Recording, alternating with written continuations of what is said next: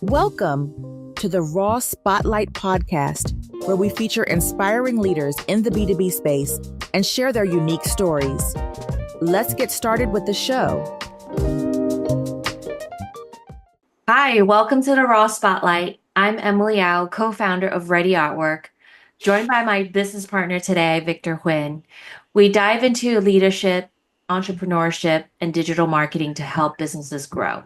Last episode, we covered day one of our SEO conference in Vietnam, where we joined a mastermind session with agencies from around the world. Today, we're bringing you insights from day two, covering YouTube funnels, backlinks, website content framework, and understanding AI when it comes to content creation.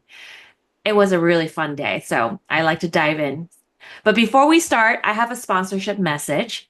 This episode is brought to you by Ready Artwork, where we deliver uniquely tailored digital marketing services to facilitate a long-term growth of your organization. At Ready Artwork, we combine data-driven insights with innovative design to help your organization succeed in the digital age. Our team of experts specializes in custom websites, design, and marketing. We're here to help you amplify your traditional marketing with innovation and unexpected strategies. To learn more, visit readyartwork.com. Let Ready Artwork discover your organization's full potential. So today I'm joined once again by my business partner and co-founder, Victor. From our early days as a garage startup to becoming a leader in website design company in Los Angeles, Victor has been instrumental in helping businesses grow through branding, digital strategy, and custom websites with WordPress and Shopify. His expertise has guided our clients through the ever-changing and evolving digital landscape, delivering real results. Yesterday, we recapped day one of our SEO Mastermind, and today we're excited to share our insights from day two. Victor, let's dive in and welcome back. Thank you. Hey guys, it's good to be here again. We made it to day two of our Southeast Asia tour in terms of our search for better SEO for everyone. So yeah, maybe we can talk about how today went. I think we started the morning talking about YouTube and YouTube strategies, which was pretty interesting. And this topic was one I was kind of excited to go listen to, just because it's something top of mind for us. You know, we've been creating podcasts, we've been creating video content for those of you that have been following, right?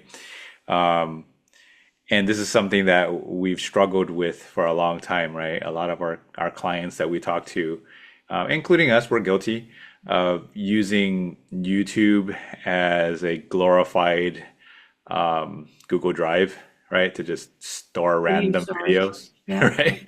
I mean, and you know, for us, we really for a long time looked at it more as a way to use video content on websites, you know, because you know, embedding it, resource sharing with YouTube, and also YouTube being a big search engine itself, you know, there was a lot of benefits to SEO.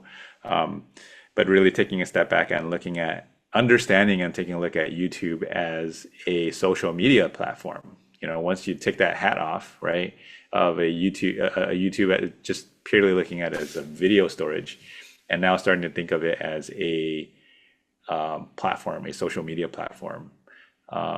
It gets really interesting when you switch that lens. You know, maybe it's not something new to many of you out there, but you know, it's always been a struggle, just because video production has been a big challenge for, I know, a lot of agencies and a lot of businesses, right?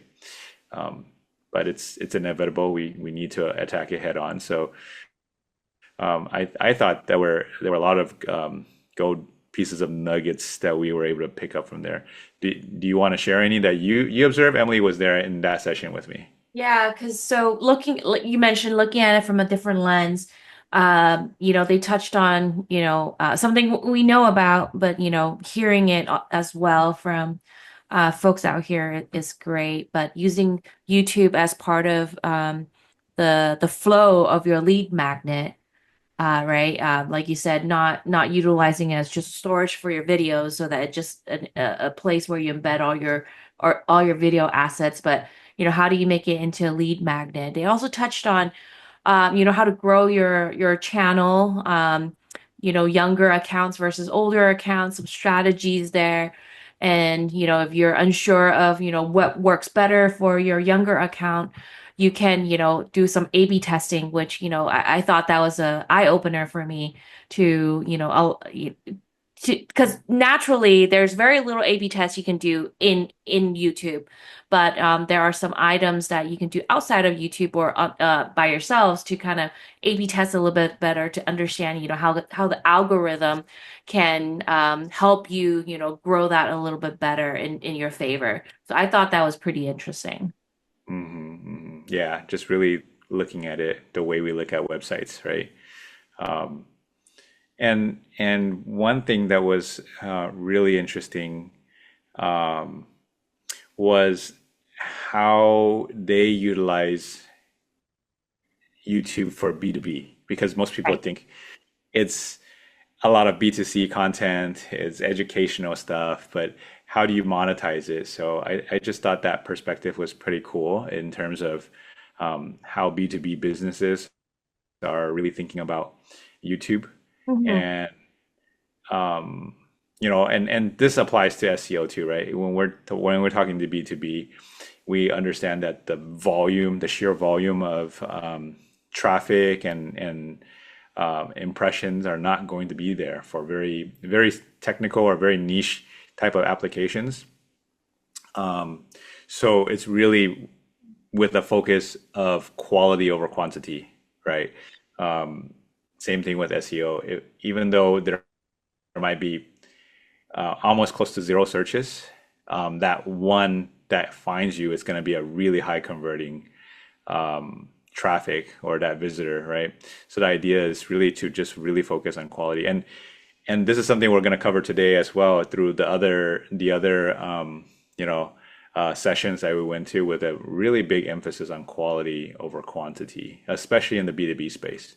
So I think that was a really good concept to kind Mhm. of walk away with when it comes to especially YouTube, to not get stuck in vanity metrics. Yeah. And we say this a lot, like vanity metrics are, vanity metrics. Like, who cares if you have 1 million views or clicks if none of those are your actual customers or none of them are actually actionable, right?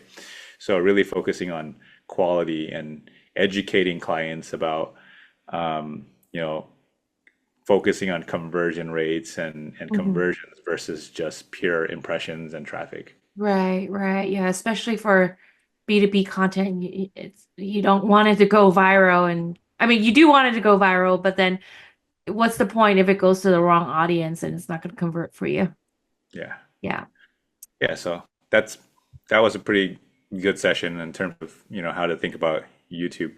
Agreed. You want to talk about I know the next session right after that, we each did one, so maybe you can talk about yours.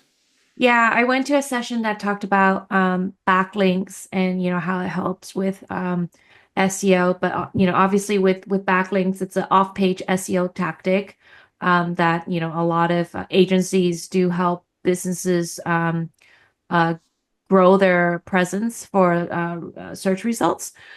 But I guess we talked about, what does it actually give you, right? If you're actually trying to get some backlinks, it's you want to make sure you're a topic of relevancy. You're picking sites that are, giving you authority and trust if you're getting some backlinks or buying backlinks. But And then lastly, something that will, transfer you some sort of link juice. well, maybe for some of our audience that doesn't might not know what backlink is, maybe you can give us a quick rundown of what is a backlink and why is it important. Yeah, so backlink, it's something that's not on your website, so that's why we call it off-page SEO. Um, and you are looking into a third-party website that will give you a link back to your site. So on their page, any given page, it could be a blog, it could be a content page that they have, or a landing page. It would be a long form content, and hopefully it's content. Again, I mentioned relevancy. It needs to be something that is relevant to your industry or the topic that's being talked about, and they would hyperlink it back to your website. So, you want to make sure that it is a trustworthy and a site that has authority, so that if they were to backlink to you, it will transfer some of that link juice to your site. And this is a tactic that it's been a long time practice for a lot of SEO firms to get higher, ranking for sites, for businesses. Yeah. So essentially, how I like to explain it is, if you've written an essay like for college, you typically would have to cite your sources. Like, hey, according to this research paper, according to this university, article, this is, and before you state facts, right? So this is the online version of that. If you're writing a blog, you're going to say, hey, for example, Ready Artwork just did a study on 10 of their clients, and this is what they found, right? And it sounds very credible. And so I'm going to say, according to Ready Artwork, this is how blah, blah, blah, blah, blah works. And that link back, it tells the audience, the readers, that this is where you got your information from. So you're not just coming up with random fake information. And then Google will look at that and go, okay, so since they're citing this source, they must trust that information is true. And so there's a connection there, right? And the more of these you get, the better it is, I guess. Right. Yeah, that's a good explanation. But today, what I learned about about backlinks from the presenter today was, he mentioned that his perspective is volume and velocity over quality. So that was his take on it. So he mentioned, don't go for the super high domain authority and do one a year, versus do many, but spread it across. If you're going to do, one a month, keep that going, right? Consistency. Yeah, consistency. So that was his take on, backlinks. And he's also mentioned, what would be a good price range for some of these backlinks. He mentioned, again, don't go for the super high quality. It's the consistency. So he's like around that $500 mark. It's a good range to consider. Per link. Yeah, per link. Yeah. But obviously there are some lower and higher ones depending on, how relevant they are to your industry. And then again, what type of site, their authority, and then the link juice that they'll be passing, like domain authority. So I thought that was interesting to hear from this particular speaker. Yeah. I know you went to the other one in regards to, I think, content, how to structure content on the site. How was that? Yeah, that was interesting. The speaker was very experienced SEO, and she's worked for some really big brands. And one of her biggest argument right off the bat is, and for those of you in the marketing industry, you've probably heard of HubSpot, right? Or even if you're internal marketing at a decent sized company, you've heard of HubSpot. It's basically an automation software tool, marketing automation tool that a lot of people use, right? And I would consider it somewhat enterprise, so it's a pretty pricey tool. So a lot of smaller businesses probably wouldn't even entertain it, but it's a very big publicly traded company. And sometime in January of this year, they went from 6 million clicks a month to 800K. So big drop. They lost more than sixfold, right, of traffic. And this is essentially what her argument was, is that people are chasing vanity metrics and trying to figure out how to cheat Google, how to trick and game the system. So what happened was, their content strategy was really just looking at keywords and looking at which keyword has the highest volume, right?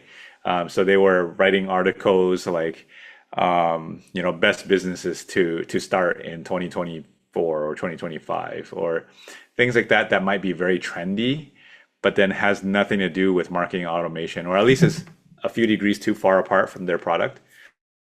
So even though they had a lot of volume, the data points after people clicked into the article, they might have read the article, but they took no action after that. They bounced out, or they weren't interested in HubSpot as a product.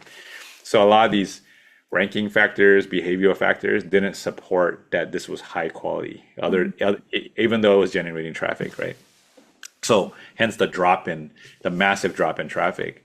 So she has, she was kind of sharing with us this framework for how we should think about content. It's called, what was it called? Jobs done for you, right? Jobs to be done. Jobs to be done content, sorry. Not done for you. So it's basically JTBD. So what it is really addressing the user's pain points like head on, right? And not just chasing. So she even goes as far as during ideation, do not look at keywords, which is hard for someone that's in SEO. Don't look at keywords, but really identify your key stakeholders, right? Who are they? Could be the customers, could be the people within the company, like customer service people that understand the pain points of the customers, salespeople, and obviously the customers and people that influence the customers. And then from there, understanding what are the right questions, right? And how do you prioritize what keeps them up at night? What are their worries? What are the possible pain points they have with the product or service? And then from there, based on that framework, try to understand immediate topics or secondary topics, right? So there was an example, I think someone in the audience says, there's a very obscure project she's working on that it's a new medical treatment for diabetes that no one really knows about. It's based on a molecule. And obviously, because of that, it's so new, there's no search traffic. So, how to get around that, because if you went keyword route, you would find 0 searches on this brand new keyword. Then you would write content that's really focused around diabetes or similar, the target audience, right? You're writing stuff that keeps them up, or might be even topics like, hey, how do I keep my diabetes in check when I'm going on an international flight, a 20-hour flight, like what we experienced coming to Vietnam, right? So people are searching for those things, and within there, then you're introducing this new keyword, you're introducing this new product and idea. So I just thought it was kind of interesting that we're just kind of really focusing on delivering value to the customer. And she has that framework to kind of get the team, the SEO team, to really think about that when it comes to content, and really not go after like, vanity metrics. And the thing is that, which I agree what she was saying, is that these algorithms, well, the guarantee is that it's going to change. And it's always going to change in Google's favor, right? Because Google is a business, let's face it, right?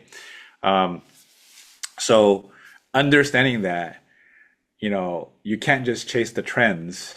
You have to really understand what drives Google and why they will always prioritize customer experience, right? So focus that, and that would be more of an evergreen, long-standing strategy when it comes to SEO and SEO content, versus trying to, figure out what the newest keyword is, or the newest trend, or the newest trick is, right? Focus on that and be stable and be consistent about it, So that's essentially, I thought that was very, very cool. Very, we workshopped it, and I thought it was pretty fun. Yeah. Cool. That was interesting. I mean, you touched on Google, and the last conference that we were at was very inspiring, or eye-opening for me, actually. It was touching on AI content and how to succeed in this landscape, and what is it going to be looking like? So you want to share a little bit about that, Victor? I can't share the whole thing because it was very, very deep. Our speaker, Pavel, was like super, super smart. Right. right? So Yeah. he broke down um, how AI works in general, and I never thought about that, but so he gave us a quick crash course in terms of how to think about AI. We talked about tokens, we talked about perplexity, how AI, the thought process is very linear, and how the patterns score. So he went really, really deep in terms of the battle. So essentially, it's a battle between the people creating AI, systems, and the people checking for AI content online. Hmm. So it's a battle between the two. Like they're trying to beat each other at their own game. Right. So one team will come out like, "Hey, I have an undetectable AI. I want to make my AI content as undetectable as possible." The other side is, "I want to detect it. I Hmm. want to be able to flag it, for safety reasons, for ethical reasons." And I think there's a sound argument for that as well, right? Especially when it comes down to some very, very important subjects like actual medical Hmm. research and scientific research. We definitely don't want AI writing those kind of things. Um, but where do you draw the line, right? I think that's the biggest thing. So he went into multiple steps in terms of the evolution of how, and he gave us a lot of tips of how to even break the code, like inserting emojis and you know using transcribing transcripts of AI. But at the end of the day, I think the biggest takeaway is that there is a big push by Google um, to to flag, to watermark, to mark what content online is actually coming from AI, because they do have a big problem with spam, right? Right. With the power of AI, you can generate unlimited amount of content, and a lot of it's low quality content that's just Hmm. drowning the internet. So I do understand why there's a need to kind of weed those out, but at the same time, as an agency, as a brand, if you're using AI, then it kind of defeats the purpose of using AI to write content. So what is really safe out there, right? So he even went into like how open AI is now collaborating. There's no direct evidence, but they're collaborating to tokenize AI content. So it's only a matter of time until like Google kind of figures out exactly how to flag and ban certain content. So in a nutshell, there's a lot of people using AI right now, and with a lot of really good progress and results, and they're swearing by it because it's working, right? But our speaker was basically giving us a warning that this is a ticking time bomb, right? There's a lot of talk about AI slowing down its explosive growth in the next year or two, Hmm. and he predicts that when that happens is when Google is basically setting up their ammo and trying to figure everything out at this point. So when that slowdown happens, it'll be worth it for them to kind of roll out a mass ban or weeding out AI content, right? So there can be a crash when it comes to a lot of these big brands that rely heavily on AI content to drive a ton of traffic. And they can see literally a HubSpot moment where they're going from 6 million to less than a million overnight, right? In one day or a matter of days and weeks. So it's more like a word of caution. Obviously, there are ways around it, and this is something that we've been telling clients too, right?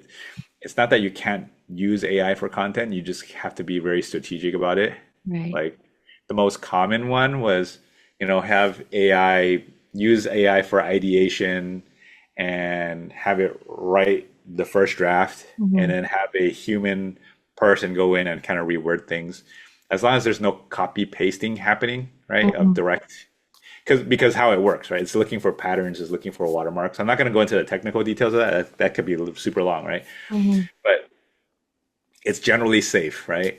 The other way, which I thought was an interesting take, was training agents. So when I say agent, is more like chatbots. Mm-hmm. So within a certain industry. So let's say we have automotive industry chatbot that's that has all this information about, the automotive industry and content writing.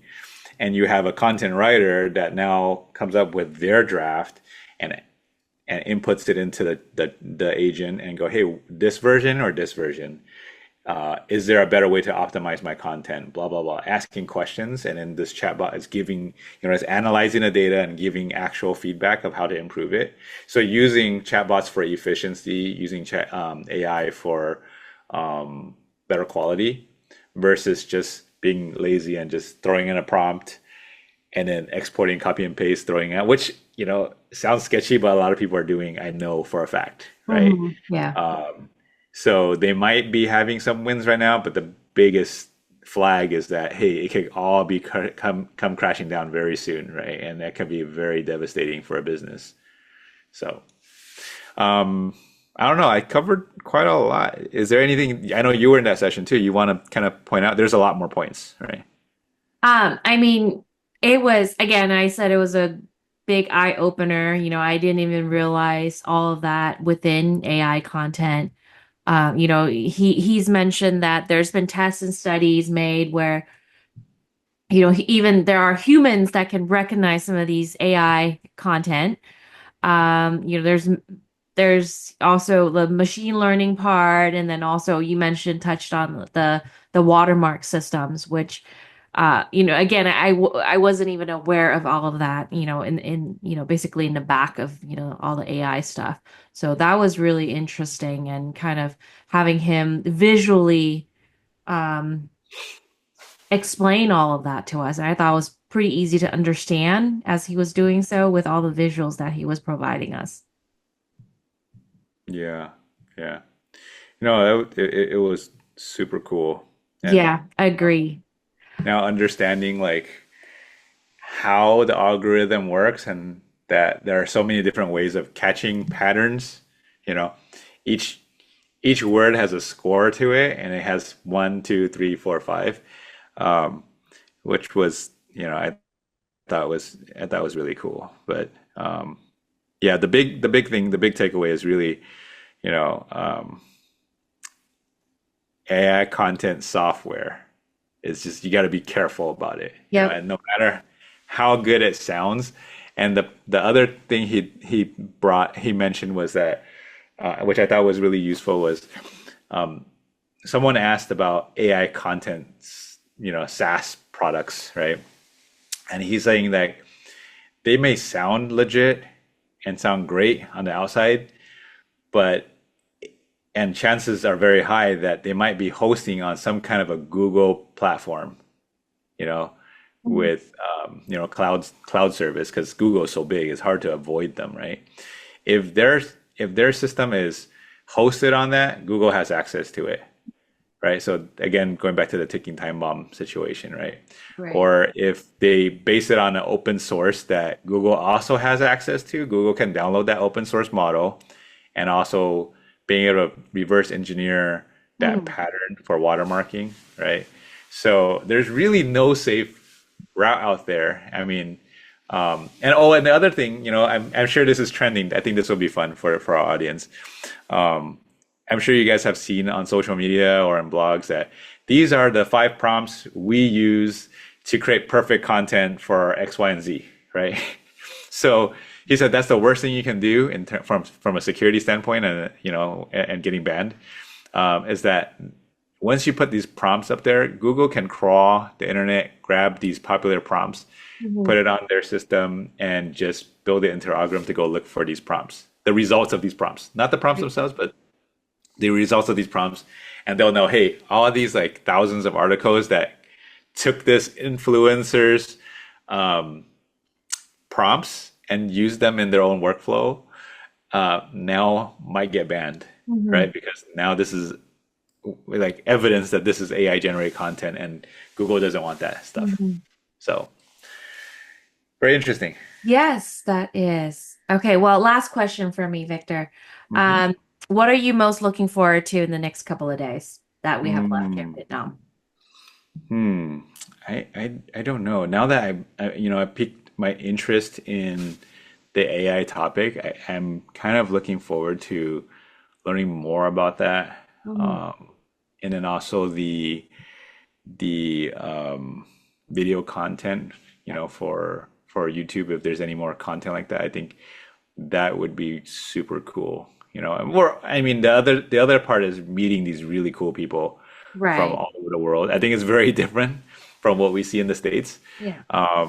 People we don't usually get to interact with. Like, I think Australia is like really close by. So this is probably the most Australians I've been in the same room with in my entire life. There's a lot of Southeast Asia, there's Europe, there's India. It's a very diverse group Hmm. with very different non-American perspectives of things, which I Yeah. think I find very refreshing, right? Mhm. And a lot of things we take for granted in the US, um, people struggle with, like just not having enough search volume on certain keywords. Right. Right. I met someone that was niching down into like chiropractors, and it was shocking to me when he said there's only 6,000 chiropractors in Australia, Hmm.